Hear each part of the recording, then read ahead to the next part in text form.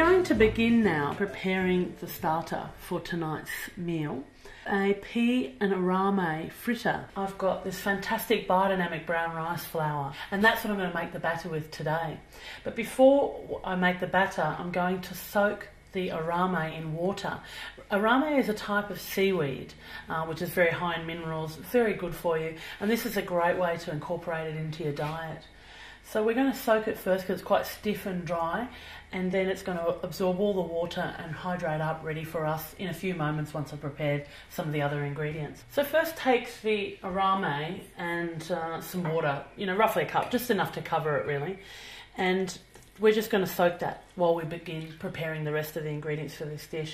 I'll just give it a bit of a swirl with my fingers just to make sure it's all submerged underneath, and then just pop it aside until we're ready.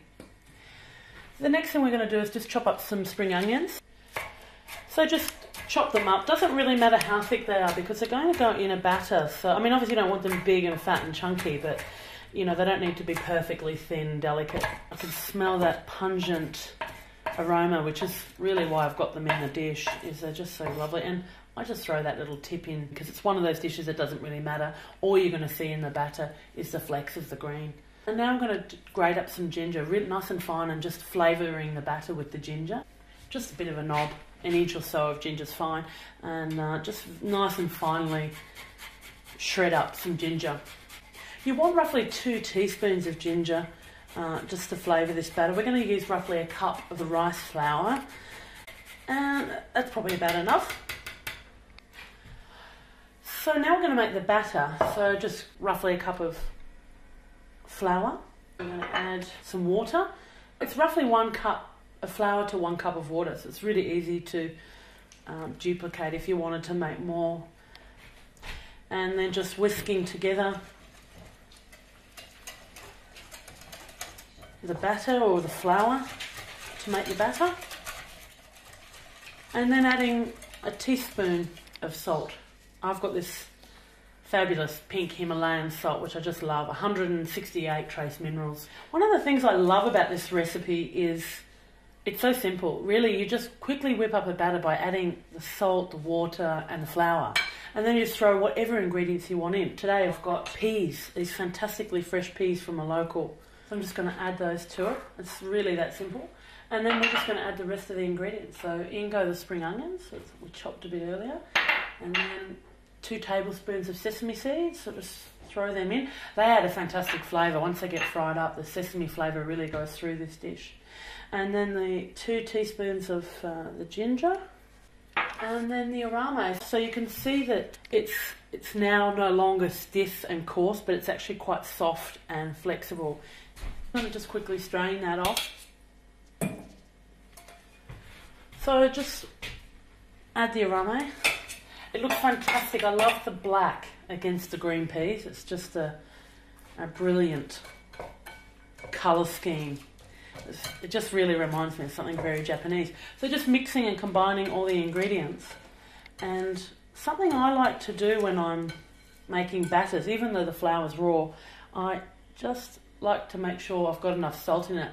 So I'll just taste it, and if that tastes salty enough, I know it's probably okay. So just turning the heat on to a nice hot pan just to bring the heat of the frying pan up. Just adding a bit of sunflower oil just for frying in, roughly a tablespoon.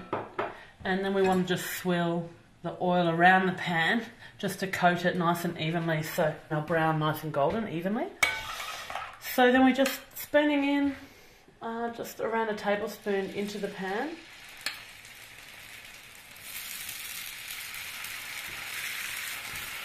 And I think we'll get just 3 in here for now. Plenty of room for flipping. You can use the back of the spoon to shape the fritter so you get a nice sort of round, even texture. And just be careful or mindful of the heat. You don't want it too hot. I can hear that it's already hot enough, so I'm just going to turn it down to a medium heat so it doesn't burn.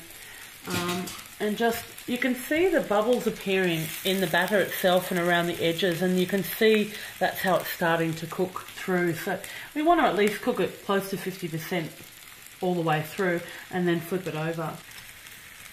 It's looking like it might be ready. Let's just give that another minute. So just gently tilting the pan just to move the oil around. You really want to allow them to brown on the bottom. Not only do you want them to cook through so the batter's not gooey in the middle, but you definitely want to brown them so when you do go to flip them, there's a nice solid crust that's formed on the bottom that's nice and golden. So we're going to just have a little peek under this one now and see. I think this one's about ready, so just flip that over. Using the back of the spatula, just flattening the fritter down so that you get that nice even base, particularly with the peas poking up. You want to make sure that they're all nice and flat.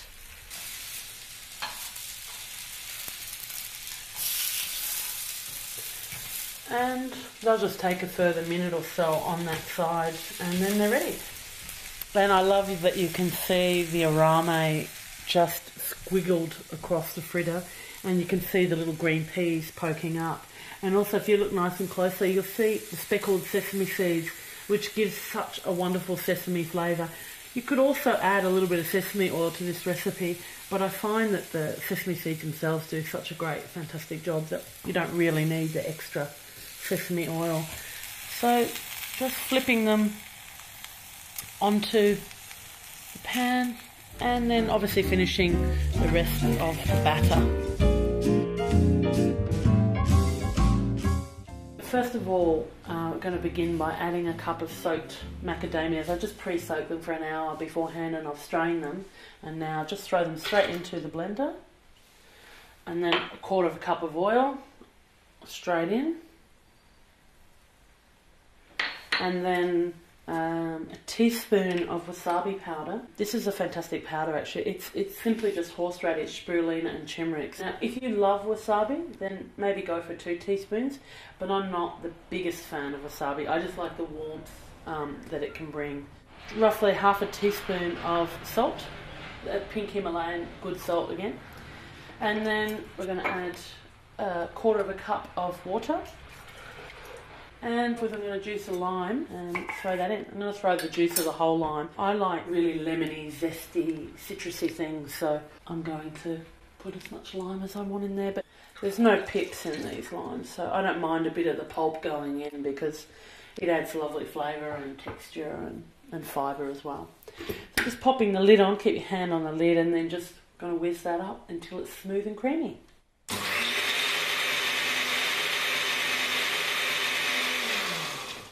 So it's good just to stop midway through the process and just scrape down the sides so there won't be any lumps.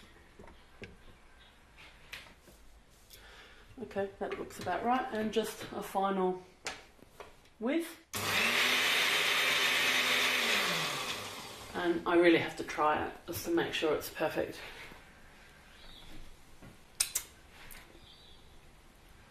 Yep, that's good. It's a nice, thick, creamy texture. And we're just going to pour that into this little dish here and just pop it aside in the fridge, ready for when we need it.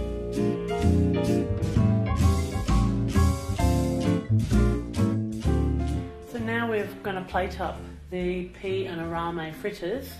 So I've just got a nice long platter, but of course you can use anything you like. And this is a chance to sort of extend the creativity by presenting it beautifully, because we do eat with our eyes, so we want it to look as nice and attractive as possible.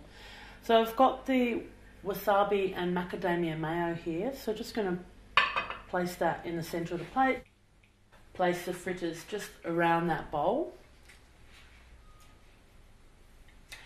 And I've got some fresh broccoli sprouts, and they're just going to be a lovely complement. They're really fresh and they just add a nice lightness to this dish. What I really love about these is they've got a little heart shape on the tip of the green, so I just especially think they're gorgeous. And they're a nice light sprout. And the finishing touches, these beautiful little nasturtium flowers that I picked from my garden this morning. So I'm just going to nestle them in. So there's my starter ready for this evening's dinner.